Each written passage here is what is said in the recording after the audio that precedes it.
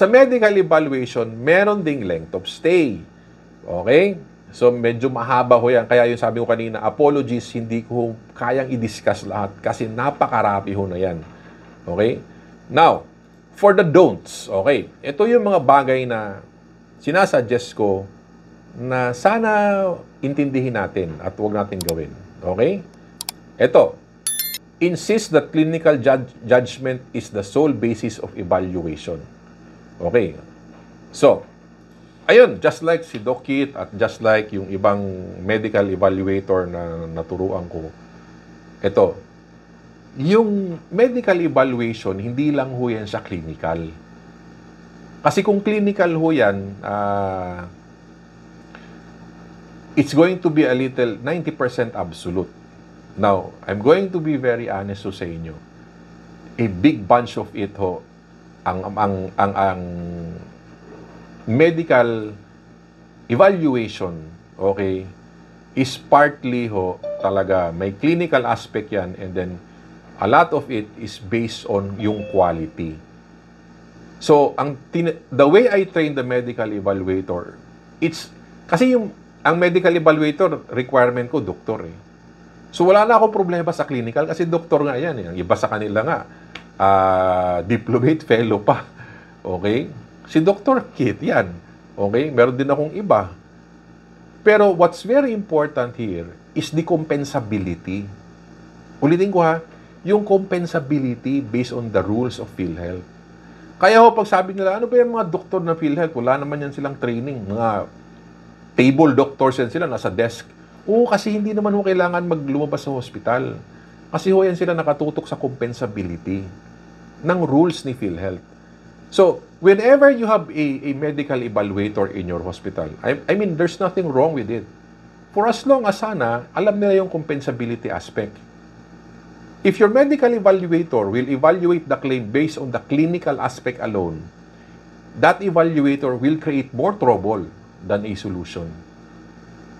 Kasi clinical ho eh. Mag-aaway at mag-aaway ho ang mga doktor dyan.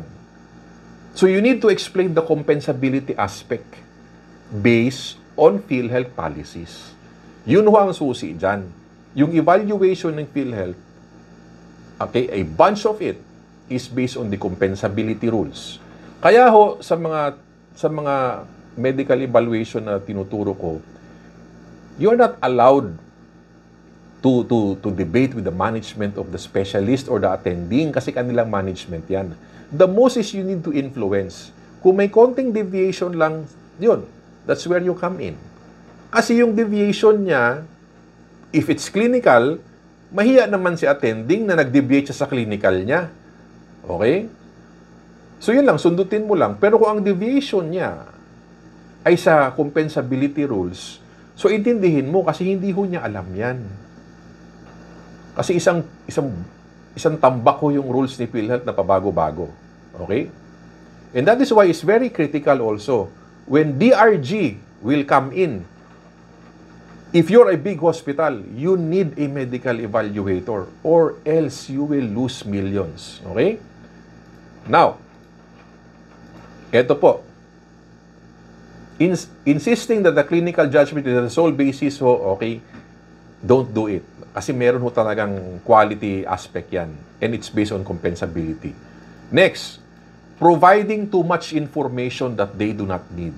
Yung sobrang dami yung sinusulat sa CF4, sa mga forms, no? Sa mga explanation, yan, yung sobrang dami. Again, no? Ayaw ho ni PhilHealth yan. Ang gusto lang ng mga medical evaluator, bayaran kayo. So, ibigay natin yung hinahanap nila. Yung isang tambak ho na, na course in the ward, huwag yung gawin yan. They will not read that. Okay? Again, they are not assessing you. Yung medical evaluator are not actually assessing your competency as a doctor. They are not asking you to defend any mortality, morbidity. Ang kanila lang, bayaran ko ba ito or hindi?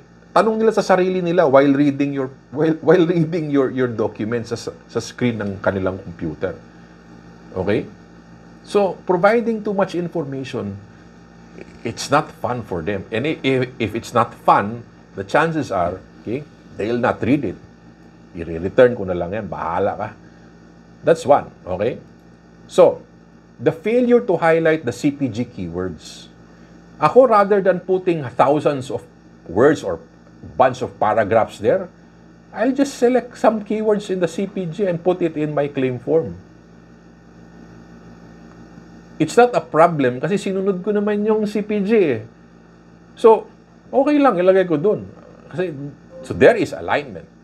Okay? And I will make the medical evaluator more happy. And this, yung documentation ho na basura, ayaw ho nila yan. Okay? Yung documentation in the claim forms, the moment they will review the claim forms or the clinical chart, okay? Kapag basura ho yan, Diyos ko. Okay? Sigurado ho yan, denied. When your documentation is garbage, when how it was composed, it doesn't make any sense, it requires deep analysis, Diyos ko, they hate that. Why? Because they have 200 claims per day. And you end up being a problem and not a solution. So why will I waste my time there?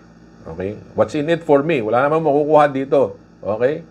So again, that's being selfish. But that's reality. I'm not saying na lahat sila ganyan. I'm saying that that exists. Kung nasan man yan sila sa region or sa mga PhilHealth offices, hindi ko alam. But I'm saying, okay, you need to retrofit it not to make it comfortable for them. Just select the specific keywords. That's all they need. Okay?